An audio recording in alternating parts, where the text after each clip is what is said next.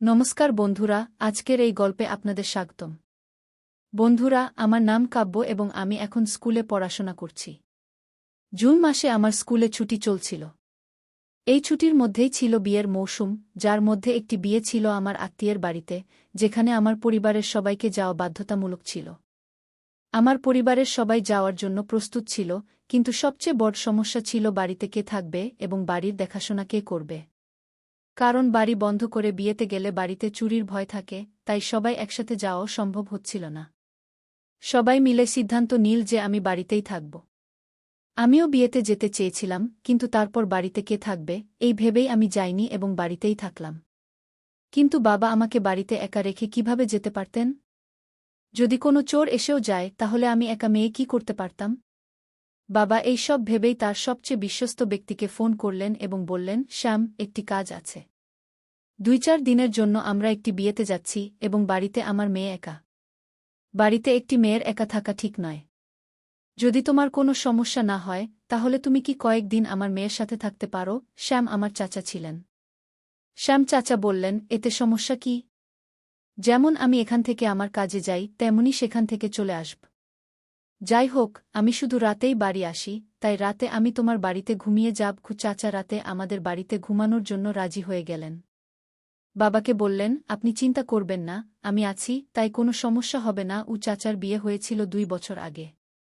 বাবা এবং মা স্নান করে যাওয়ার জন্য প্রস্তুত হয়ে গেলেন এবং সন্ধ্যায় রওনা হলেন। তারপর সন্ধ্যায় যখন চাচা আসছিলেন তখন তিনি আমাকে ফোন করলেন এবং জিজ্ঞাসা করলেন, খাবারে কি খাবে? আমি বললাম, চাচা, একটু পনিরের তরকারি নিয়ে আসবেন, কারণ আমি পনিরের তরকারি খুব পছন্দ করি। আমি রুটি এবং ভাত রান্না করে রেখেছিলাম। সন্ধ্যায় যখন চাচা এলেন তখন তিনি তার সাথে পনিরের তরকারিও নিয়ে এলেন। চাচা সেখান থেকে আসার পর খুব ক্লান্ত হয়ে গিয়েছিলেন এবং বললেন, কাব্য, তুমি খাবার পরিবেশন করো, আমি হাতমুখ ধুয়ে আসছি। এর আগেও চাচা আমাদের বাড়িতে এসেছিলেন, তাই আমরা একটু ফ্রেন্ডলি ছিলাম। চাচা এবং আমার সম্পর্ক ছিল জিজাসালির মতো। চাচা হাতমুখ ধুয়ে এলেন এবং আমরা একসাথে বসে খাবার খেলাম এবং গল্প করতে লাগলাম। চাচা আমাকে বললেন, কাব্য, তুমি আগের চেয়েও বেশি সুন্দর হয়ে গেছ। তোমাকে দেখে আমার কলেজের দিনগুলো মনে পড়ে গেল, যখন আমার গার্লফ্রেন্ড ছিল। আমার গার্লফ্রেন্ডও খুব সুন্দর ছিল। আমার ক্লাসের সব ছেলে তার পিছনে পড়ে থাকত, কিন্তু সে আমার উপর ফিদা ছিল। চাচার কথা শুনে আমি হেসে উঠলাম এবং বললাম, চাচা, আপনি তো এখনও খুব হ্যান্ডসাম। আপনার এখনও গার্লফ্রেন্ড থাকবে? চাচা বললেন, না ইয়ার, কাব্য, যেদিন থেকে আমার বিয়ে হয়েছে আমি তো একটাকেই সামলাতে পারছি না। এত বলেই চাচা হাসতে লাগলেন। তার কথা শুনে আমিও হাসতে লাগলাম। আমি চাচাকে বললাম, চাচা, দুধ খাবেন? চাচা আমার দিকে তাকিয়ে বললেন, হ্যাঁ, যদি থাকে তবে একটু নিয়ে আসো। আমি কিচেনে গিয়ে দুধ নিয়ে এলাম এবং চাচাকে দিলাম। চাচা দুধ খেয়ে বললেন, কাব্য, দুধ কত মিষ্টি, এবং মজা করতে লাগলেন। আমি চাচাকে বললাম, চাচা, আপনি তো প্রতিদিন বাড়িতে দুধ খান। চাচা আমার কথা বুঝে হেসে উঠলেন। তারপর আমরা সবাই মিলে খাবার খেলাম। খাবার খাওয়ার পর চাচা ফোন চালাতে লাগলেন এবং আমি কিচেনে গিয়ে কাজ করতে লাগলাম। সব কাজ শেষ করার পর আমরা রাত 1টা পর্যন্ত এটা সেটা নিয়ে গল্প করতে লাগলাম। চাচা এত ভালো ছিলেন যে গল্প করতে করতে সময়ের খেয়ালই থাকল না। তারপর আমি আমার রুমে গিয়ে ঘুমিয়ে পড়লাম এবং চাচা তার রুমে ঘুমিয়ে পড়লেন।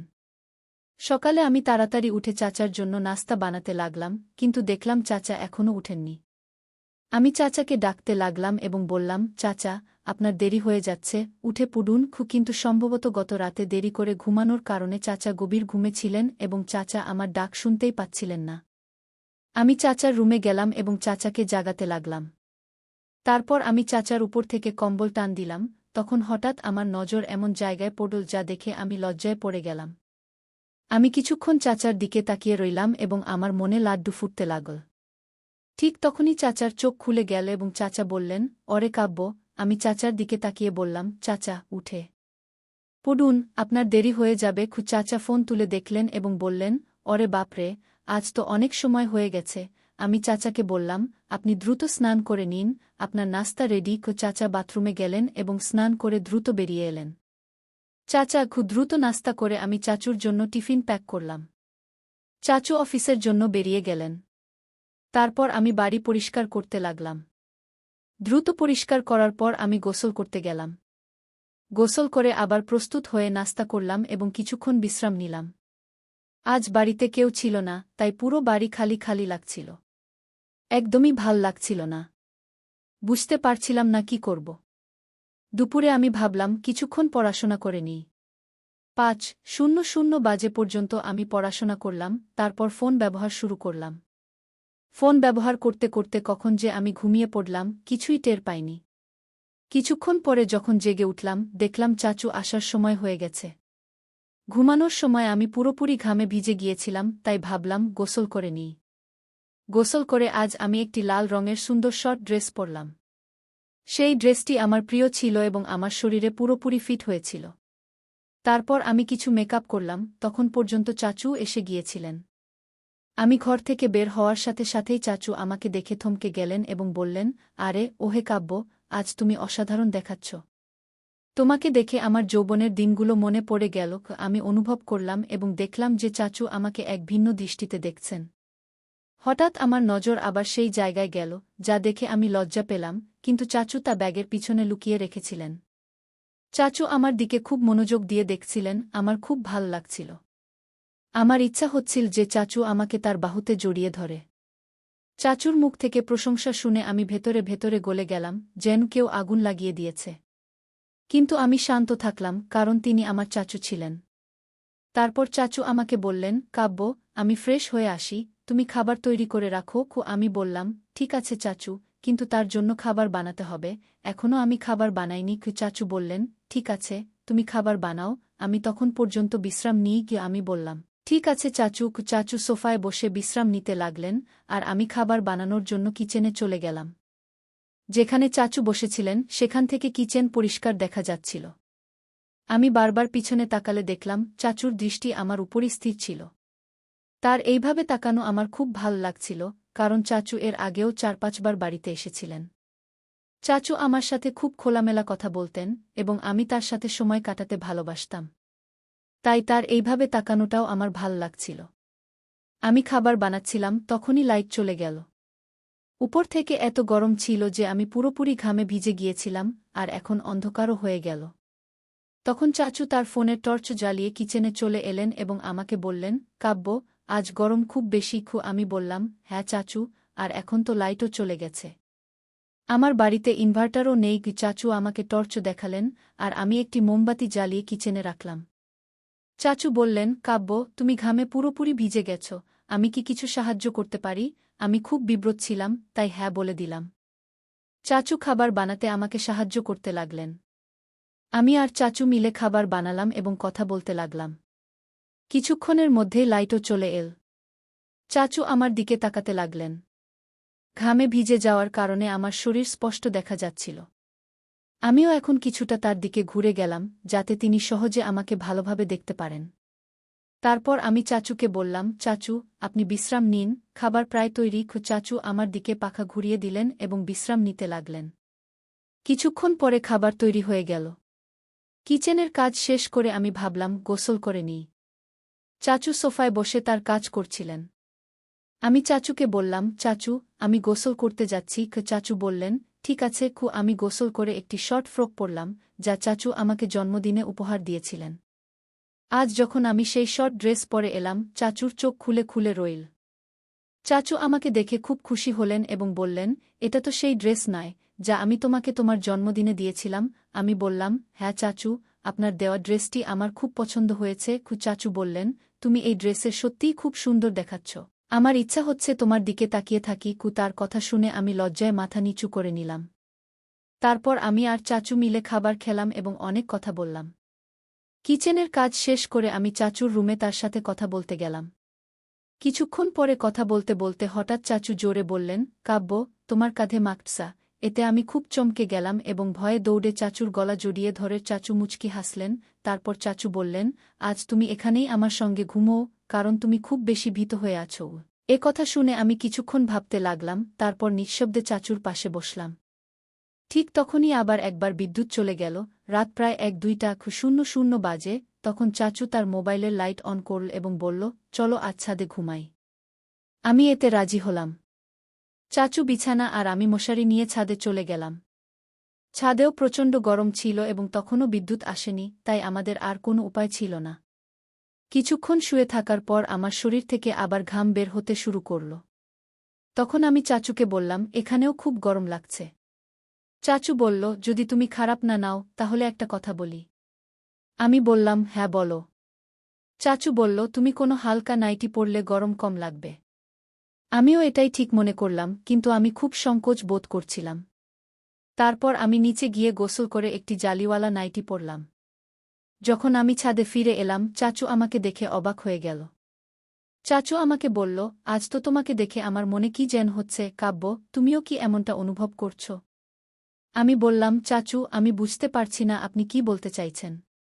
চাচু বলল, যখনই তোমার চাচি এমন নাইটি পরে আমার সামনে আসে, আমি নিজেকে নিয়ন্ত্রণ করতে পারি না। আর আজ তোমাকে এমন পোশাকে দেখে আমার মন ভেতরে ভেতরে অস্থির হচ্ছে। তুমি কি এটা বুঝতে পারছ? এই কথা শুনে আমি নিচে তাকালাম।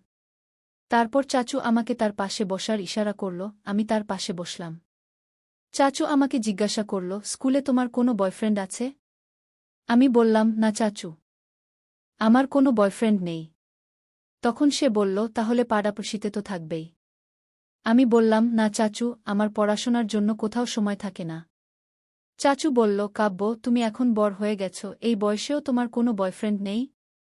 তুমি শেষ পর্যন্ত কোন দুনিয়ায় বাস করছ? এই বয়সে মেয়েরা বয়ফ্রেন্ডকে কাপড়ের মতো বদলায়, আর তুমি এখনও পুরানো যুগের জীবন যাপন করছ। এতে আমি কিছুটা লজ্জিত ও নীরব থাকলাম।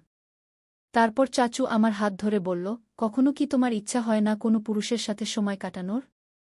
আমি বললাম, চাচু, এখন পর্যন্ত কেউ এমন পায়নি। চাচু বলল, ভালো, তাহলে বলো, আমি তোমাকে কেমন লাগি? আমি বললাম, চাচু, আপনি খুব হ্যান্ডসাম। চাচু বলল, ভালো, তাহলে বলো, আমার সাথে কথা বলতে তোমার কেমন লাগে? আমি বললাম, চাচু, খুব ভালো লাগে। এত শুনে চাচুর মুখে একটি শয়তানি হাসি ফুটে উঠল এবং সে আমাকে তার কোলে টেনে নিল। আমার মনও ভেতরে ভেতরে অস্থির হচ্ছিল, আমি নিজেকে নিয়ন্ত্রণ করতে পারছিলাম না।